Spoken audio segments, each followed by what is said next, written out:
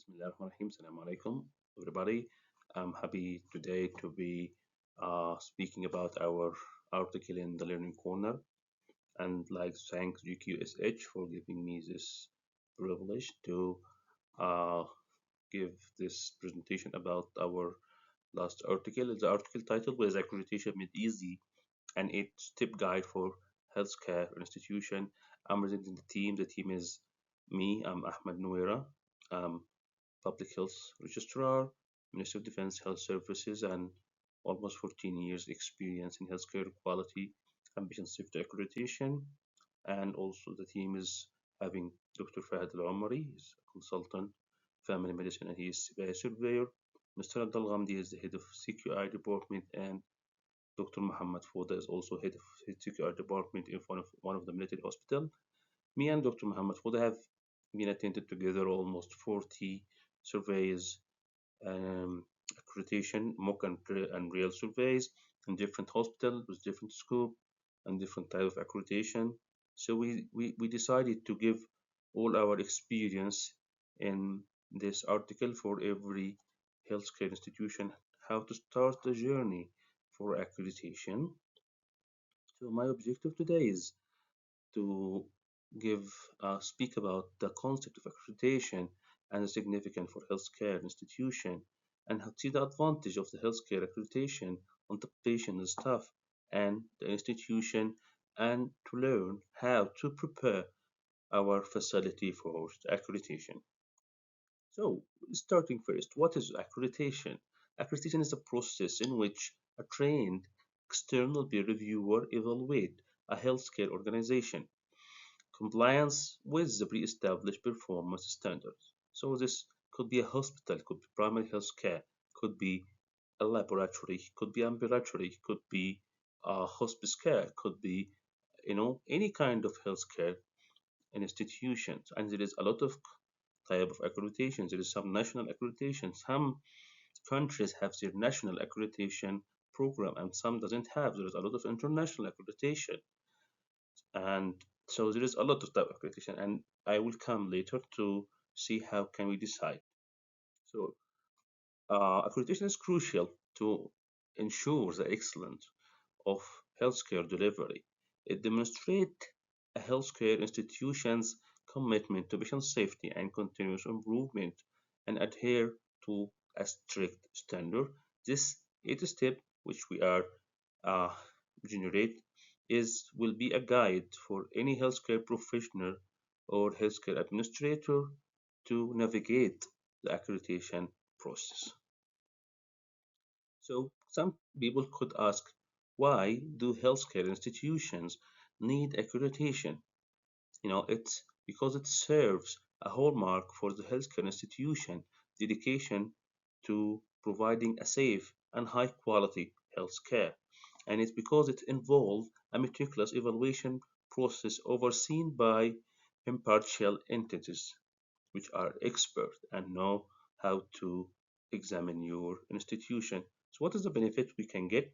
Enhancing patient safety and quality of care for sure, 100% it will improve the public image and the trust of the institution. When you are accredited, people will trust you more. That mean you are applying the standard in your care.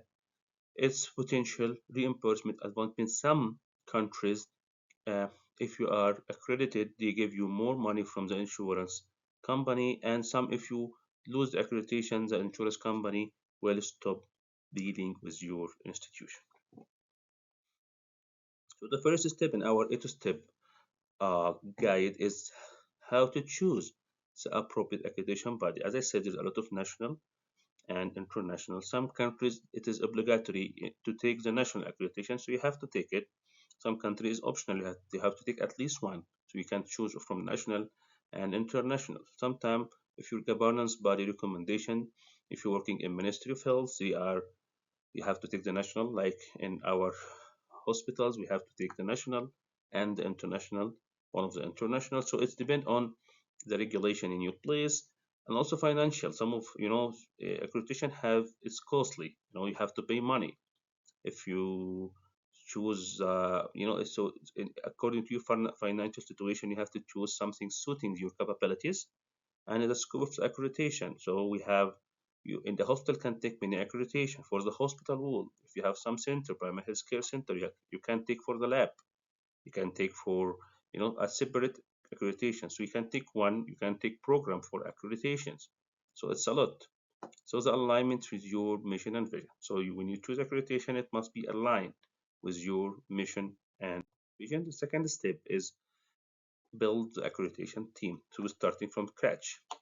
So we have to choose it is in the quality department in the hospital. You have someone is accreditation responsible, and you have to initiate accreditation committee which have a representative from the hospital admin and the main category of the big department at your hospital. And after that you can choose chapter leader. So every chapter in the hospital, the standard book, you can choose leader, like leader for medical chapter, leader for nursing chapter, leader for safety chapter. And this leader chapter, he will have and he will formulate his team and will have a regular meeting at least on a monthly basis for preparation for the accreditation. So you have accreditation unit in your hospital, on your quality department, then accreditation committee in the whole hospital to be led by the hospital director or the CEO. So the commitment will be from the team, and then chapter leader or advisor. The chapter leader will responsible for the chapter, reading the chapter and discussing the fulfillment of the standards and measurable element with the team. After that, you need to make a gap analysis to know where are you. To know gap analysis is self-assessment tool or a checklist based on accreditation standard. You are assessing yourself, your situation. Where are you now? You have to review the document, observe the performance, and conduct interview with the staff. Any accreditation done by document or staff interview or performance evaluation. And then you have developed action plan. So I will make gap analysis, see where my situation according to the standard which I choose, and I will put an action plan. Action plan to be timely with responsible who will do this action to fulfill the standard and the measurable elements. After that, one of the major point is the staff engagement, how to engage the staff and how to overcome the barrier. Most of people are against the change. Change is culture is not easy. So you have to make comprehensive training program for the staff and to be open communication and encourage the teamwork for collaboration. This is not easy step and this is very, very crucial how to engage all the staff in the accreditation preparedness. And after that, leadership commitment is very important. If the leadership doesn't have commitment, it will be very hard you to complete. So they have to oversee the entire accreditation process from accreditation committee, like we said before, and we have to allocate the necessary resource. Accreditation process need a lot of, it will cost a lot. Have a new standard. You have to something you don't have, bringing new machines. It's cost a lot. So the lead is they have to lead the internal assessment and developing action plan. Involving of the leader is very crucial. And after that, you need to prepare the documentation like we know. In an accreditation, there is two books, one box for the standard and one book for the accreditation survey guide. In this, you will find a lot of required document per every standard. So they have to prepare this document plans, policies, program, and all kind of documentation according to the standards and the chapters for the survey day. After that, this is optional, you can do a mock survey. A mock survey is like a simulation of the real survey. You can bring, if you have people expert in the chapters or expert in accreditations, you can do like a mock survey and give you a result. Or you can bring an external consultation from outside. There is a lot of companies doing this consultation. They will come to do mock, give you training, and give you sometimes you can give you action plan for the finding. So this could be very, especially in the first time you go for accreditation, I believe you may need this mock.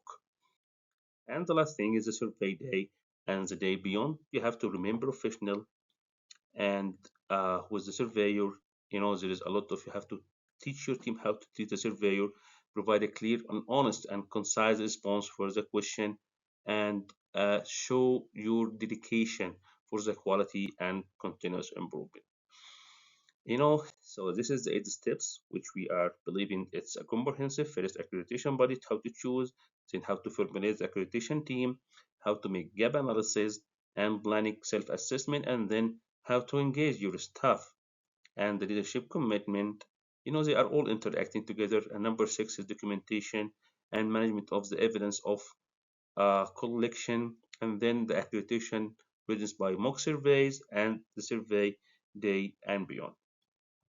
And lastly, to conclude, its accreditation is very critical process require a thorough preparation, a teamwork, and a commitment. Following these 8 steps, I believe you will able to uh, have your hospital accreditation.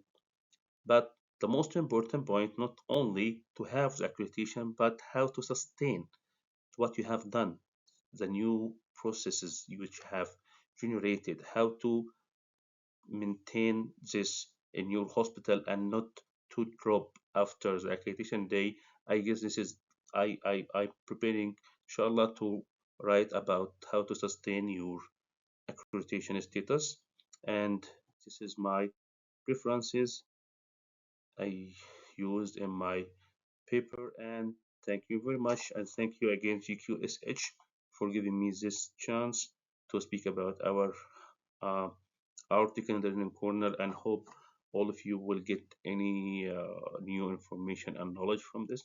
Thank you and goodbye. Assalamu alaikum wa rahmatullah.